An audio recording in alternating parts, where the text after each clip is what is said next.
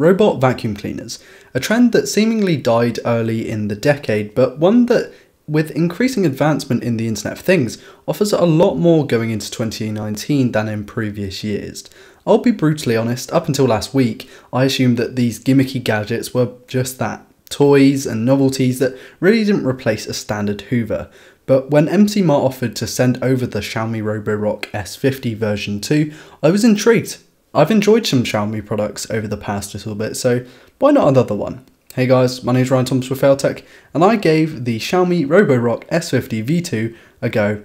Let's find out how it went. I suppose the best place to start would be with the unboxing experience, and in the box you get everything you need to get up and running with a replacement filter and parts required for using the Roborock even as a mop. After downloading the Xiaomi Mi Home app, the setup process was pretty simple, although it wouldn't connect to my AC 5GHz channel, but it did the 2.4 just fine, and the controls, whilst pretty simple, are clear to understand, and the app gives you a layout of the room and a cleaning zone along with the path that the vacuum has covered and where the dock is on the map. It'll also give you the time required to finish the entire clean and the battery percentage of the robot itself. You get to pick a zone and a target on the map so that maybe if you've dropped something in a certain portion of the room and you only need to pick up a certain part, then you can set the robot to do that without cleaning the entire room. Cleaning performance by far is the most important thing on a vacuum cleaner. And whilst not unbeatable, it's going to work pretty well as a quick hoover.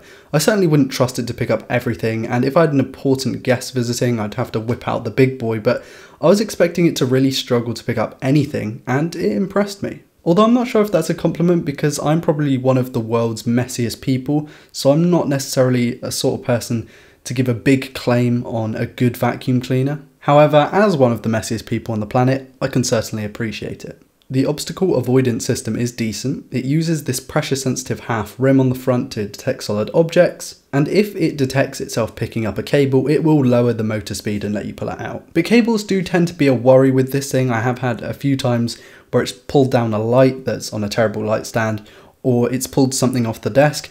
Now it's not going to give you a lot of force to pull a laptop off, but it could pick up something small if you've got like a smartwatch charging or whatever. And that's the only thing that concerns me because it's something I feel I can't leave in the room to go and tidy without me kind of supervising it a little bit. I think it looks a bit like a flying saucer with that very flat, clean, glossy white look.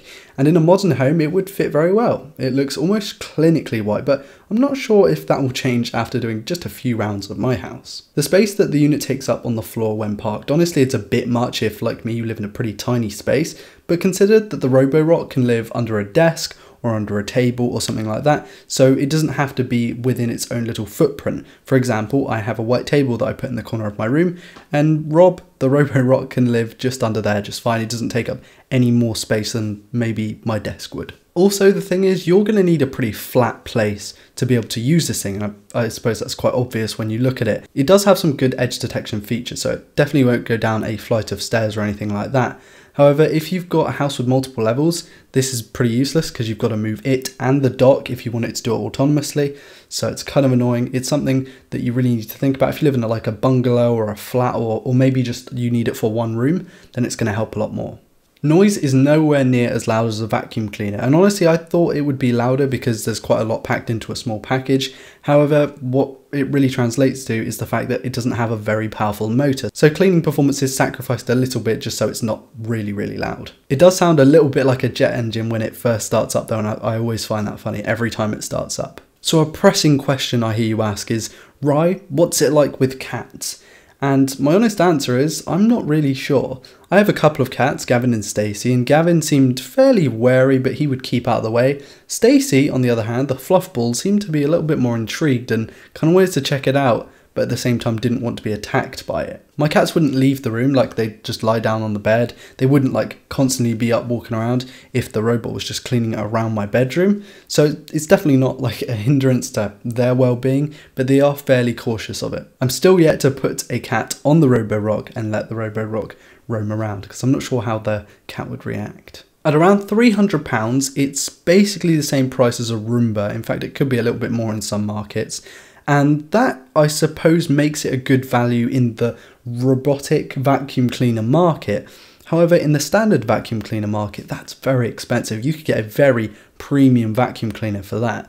And I'm not sure if it's just me being lazy and like not caring about my room being incredibly tidy or whatever, but I feel like I'd much rather spend like half the price, maybe even a third of the price, and get a really good vacuum cleaner on its own, because this thing doesn't pick up that much. Like, it's good, it picks up a good amount of like loose dirt on the surface, but it doesn't pick up like big amounts that I know my normal vacuum cleaner from like 10 years ago could easily do. Like, it's good, it's decent, it's passable if I had to give it a word, but it's not amazing. And I suppose I kind of expected that going into this. It is a robot vacuum cleaner. It's not meant to be like the world's best vacuum cleaner. However, at that price, I'm not sure if I can personally recommend it. In the vacuum cleaner space, I think this is probably one of the better ones, one of the more intuitive ones. However, in the normal vacuum cleaner space, I feel like it's a bit gimmicky, and I know I said that at the beginning, but I think it's better than I was expecting. I was expecting it to not be able to pick up anything at all, and to constantly crash and to fail and to drop out and to lose signal, and it didn't do really any of those things. It picked up a decent amount of dirt, it never lost connection, and it didn't crash into anything, apart from when it pulled down a light or two. But like, it's definitely a lot better than I'm giving it credit for. It's just not something I'd spend that amount of money on. I want to give a massive thanks and shout out to MC Mart, the people who are actually able to send this out to me for review. It's really awesome for them to do so, and if you could click the link in the video description, it would really help me out, because showing some kind of interest helps build the relationship between the two of us. And that's about it from me, guys. If you like this video, please do like it. If you disliked it, dislike it, and tell me in the comments why. And please do subscribe if you're new around here to never miss a video like this one. I almost released a very weird, wacky version of this, but it didn't really come out the way I wanted it to, so I suppose this is all you're going to get for the robot vacuum cleaner. Social media links and links to buy the product, again, will all be in the video description below, as well as links to my Patreon and Discord. I want to give a massive shout out to my patrons. You guys are fantastic. Thank you so much for helping me out. It's a little bit, but it goes a long way. My name's been Ryan Thomas for Failtech, and I'll see you in the next one. Peace.